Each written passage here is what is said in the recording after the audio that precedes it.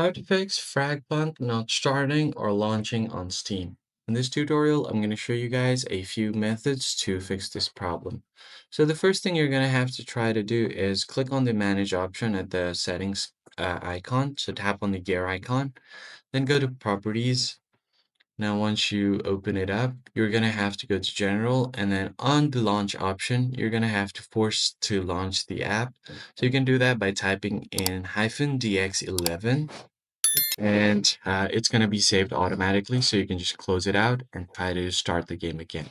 So what it does is it will automatically force the game to start directly.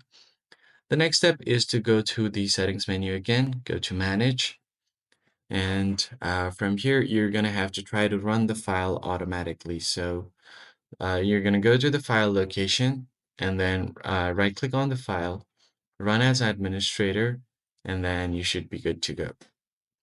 The next step is to go to Properties, and then from here go to Install Files.